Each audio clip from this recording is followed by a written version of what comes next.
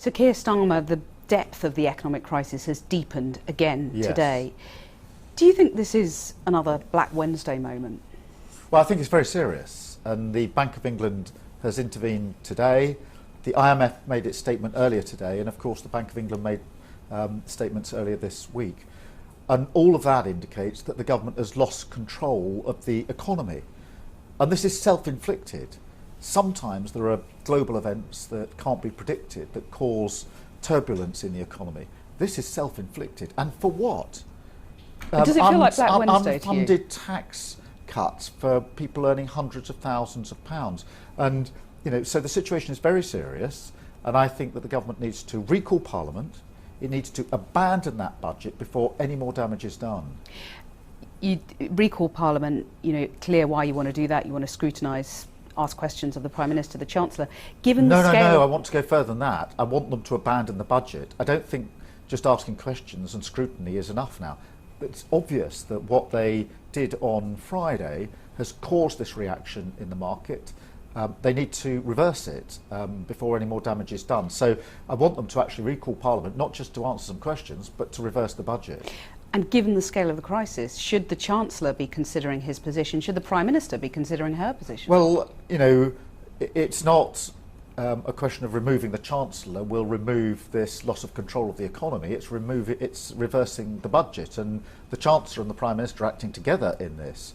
They've taken huge risk, acted irresponsibly. I don't think the Conservative Party can ever again claim to be the party of fiscal responsibility.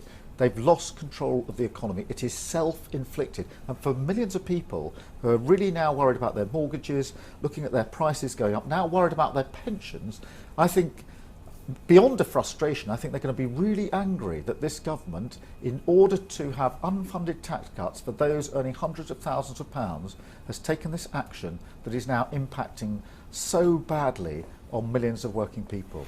Conservative peer Daniel Hannan says that the markets are crashing because they're terrified of you getting into power. That's just a ridiculous assertion. I don't think even the Tory party are taking that seriously. It is very obvious that this is a direct result of the budget on Friday. Everybody looking at those graphs can plot it over the period since the Chancellor finished speaking. So that's a complete nonsense. I don't think the Conservative Party believes that for 1 second. I've asked you a couple of times whether it's a Black Wednesday moment reminiscent of 30 years ago. You've kind of pulled your punches on that, and I'm wondering why. I think it's very important that none of us say anything that makes a bad situation worse. It is very serious. I don't think anybody would look at what the Bank of England has done today and not think it's serious.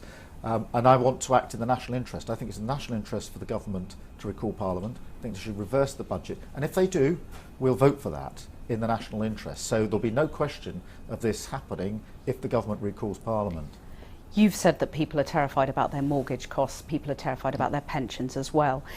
In the 2008 financial crisis, a Labour government directly intervened to help borrowers, mortgage borrowers, to meet their costs.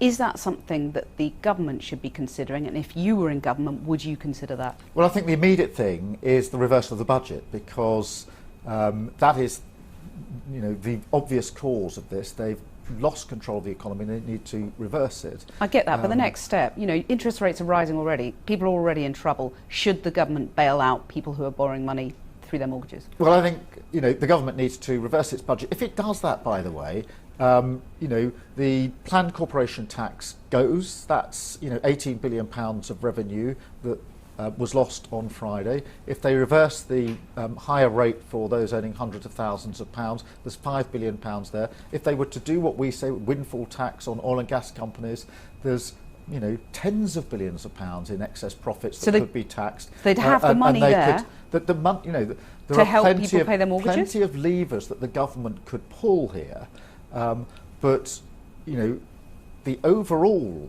assessment of what the government did last Friday is that the markets don't have confidence in that. And the markets aren't some abstract thing. These are investors with huge amounts of money who've looked at what the government's done and don't have confidence in it. Just to be clear, if millions of people can't afford to pay their mortgages, should they get help from the government, as a Labour government helped in 2008? Well, we need to look at the situation once the government has recalled Parliament and reversed this budget. But what the Labour government did was to take immediate action. Gordon Brown was working round the clock with international leaders to deal with what was an international crisis.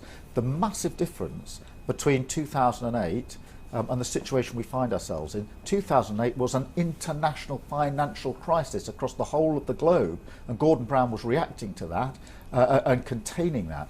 What we've got now is loss of the economy, self-inflicted in Downing Street, and I think that's what makes it so bad. The immediate trigger of this market crisis was that the perception of unfunded tax cuts funded by borrowing, and yet you are backing the cut to the basic rate of tax. Now that would cost around £5 billion, also funded by borrowing. Well, we've said that we would reverse the tax cut to those earning hundreds of thousands of pounds. We wouldn't reverse the tax cut for working people, that 20 to 19, but we have also said that we would cancel the cut to corporation tax, that's about £18 billion. We would have a windfall tax on oil and gas companies, which would, yield tens of billions of pounds. We would deal with non-dom status. £5 billion funded by borrowing to cut the basic rate of tax. I just wonder if that blunts your attack on the government. No, we've been very clear that we want the tax on working people to be as low as possible. It's why we actually opposed the national insurance tax hike that was introduced months ago. So we've always been clear that that needs to be kept as low as possible. But there are other things the government could do. That windfall tax for oil and gas companies, for energy companies, that's an unexpected profit. It's now running at about £170 billion. And the government is saying, we won't touch that. We'll just put it all on borrowing. That is fundamentally wrong. So the Labour government would approach this very, very differently. But you promised in your speech yesterday to make hard choices. Yes. Yet you're borrowing to cut taxes. You're also borrowing to set up the great British energy company you proposed yesterday. The markets don't distinguish whether you're borrowing to invest or borrowing for day-to-day spending. They'd be just as spooked if you were in number 10. No, the markets do absolutely distinguish between whether you're borrowing to invest, which everybody knows has to be done. That is supported as long as there's a confident plan behind it. That's what we did with Great British Energy yesterday. So borrowing to invest is something that I think everybody recognises is the right thing to do. Borrowing for day-to-day spend is what we wouldn't do. That's against our fiscal rules, and it's because the government. You borrowed to cut taxes. Well, it's because the government has, borrowed for unfunded tax cuts that we're having the crisis, the problem that we're in at the moment.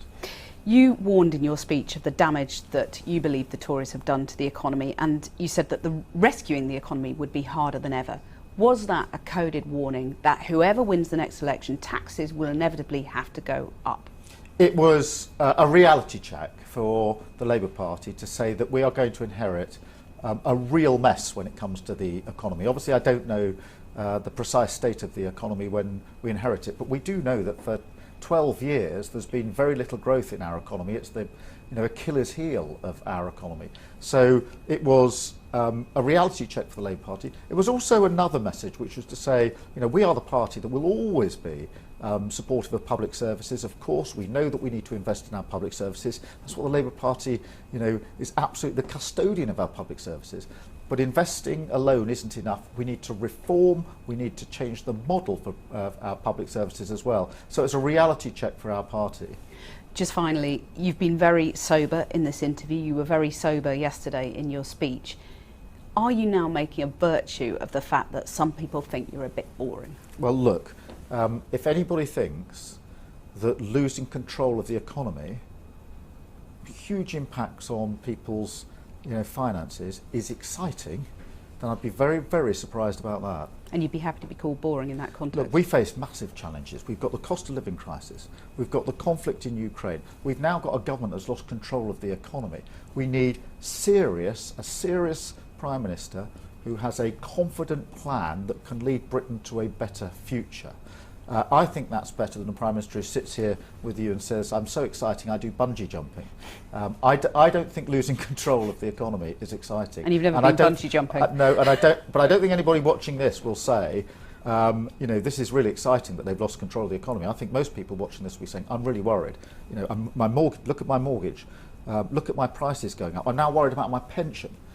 People don't want excitement. They want a serious leader with a serious plan to take this country forward.